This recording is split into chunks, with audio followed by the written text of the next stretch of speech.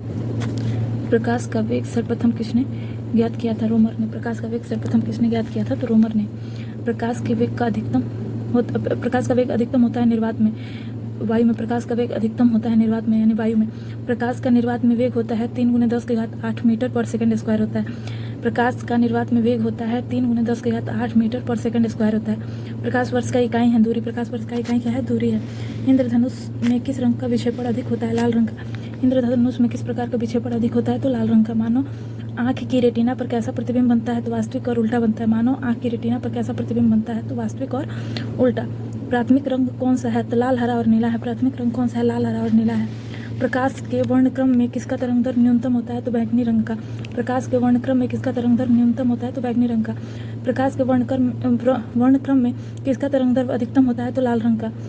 प्रकाश के वर्णक्रम में किसका तरंगदैर्घ्य अधिकतम होता है? लाल रंग का। प्रकाश का रंग निश्चित किया जाता है तरंगदैर्घ्य द्वारा। प्रकाश का रंग निश्चित किया जाता है तरंगदैर्घ्य द्वारा।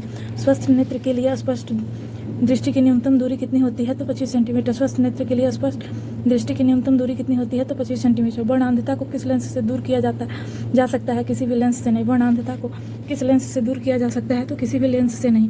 धूप के चश्मे का पावर होता है 0 डायप्टर। धूप के चश्मे का पावर होता है 0 डायप्टर। विद्युत चुंबकीय तरंग तथा प्रकाश तरंगों के वेग होते हैं बराबर। विद्युत चुंबकीय तरंग तथा प्रकाश तरंगों के वेग बराबर होते हैं।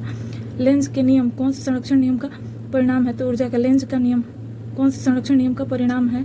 तो ऊर्जा का। एक सूखे सेल में कौन सी ऊर्जा पाई जाती है? रासायनिक। एक सूखे सेल में कौन सी ऊर्जा पाई जाती है? तो रासायनिक। सामान्य ट्यूबलाइट में कौन सी गैस होती है? तो आर्गन के साथ मरकरी वेपर। सामान्य ट्यूबलाइट में कौन सी गैस होती है? तो आर्गन के साथ मरकरी वेपर होता है।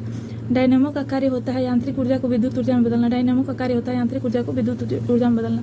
घरों के पंखे एवं लैंप किस प्रकार लगाए जाते हैं? समांतर क्रम में। घरों में पंखे और लैंप किस प्रकार लगाए जाते हैं? समांतर क्रम में। ट्रांसफर की रेटिंग को किस यूनिट में व्यक्त किया जाता है? तो केवीए में। ट्रांसफर की रेटिंग को किस यूनिट में व्यक्त किया जाता है? तो केवीए में। तड़ित चालक का आविष्कार किसने किया था? तो बेंजामिन फ्रैंकलिन ने। तड़ित चालक का आविष्कार किसने किया था? बेंजामिन फ्रैंकलिन ने। तड़ित चालक बनाए जाते हैं तांबे के। तड़ित चालक बनाए जाते हैं तांबे के। अस्थायी चुंबक बनाए जाते हैं इस्पात के। अस्थायी चुंबक किसके बनाए जाते हैं? तो इस्पात के। अस्थायी चुंबक बनाए जाते हैं नर्म लोहे के। अस्थायी चुंबक बनाए जाते हैं नर्म लोहे के। चुंबक के समान ध्रुवों के बीच होती है प्रतिकर्षण। चुंबक के समान ध्रुवों के बीच होती है प्रतिकर्षण। चुंबक के विपरीत ध्रुवों के बीच होता है आकर्षण। विपरीत ध्रुवों के बीच क्या होता है? आकर्षण होता है। ध्रुवों पर नमन कोण का मान कितना होता है? 90 डिग्री। ध्रुवों पर नमन कोण का मान कितना होता है? 90 डिग्री। मुक्त रूप से लटकी हुई चुंबकीय सुई का अक्ष भौगोलिक अक्ष के साथ कोण बनाता है 18 डिग्री का। मुक्त रूप से लटकी हुई चुंबकीय सुई का अक्ष भौगोलिक अक्ष के साथ कोण बनाता है 18 डिग्री का। विषुवत रेखा पर नति कोण का मान होता है 0 डिग्री। विषुवत रेखा पर नति कोण का मान होता है 0 डिग्री। त्रिविमीय चित्र किसके द्वारा लिया जाता है? हेलोग्राफी द्वारा।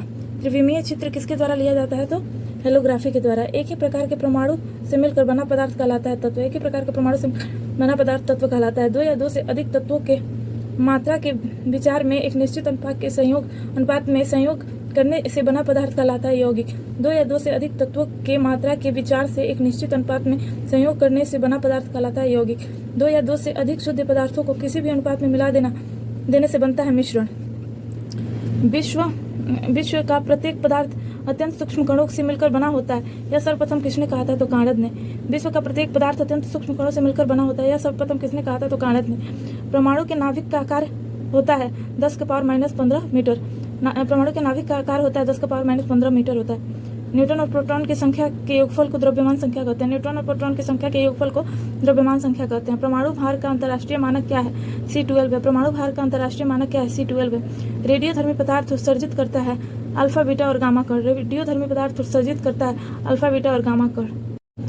नाभिक से निकलने वाली विकिरणों में किसकी वेधन क्षमता सर्वाधिक होती है? गामा किरणों की। नाभिक से निकलने वाली विकिरणों में किसकी वेधन क्षमता सर्वाधिक होती है? गामा किरणों की। लोहे पर जंग लगना उदाहरण है ऑक्सीकरण का। लोहे पर जंग लगना उदाहरण है ऑक्सीकरण का।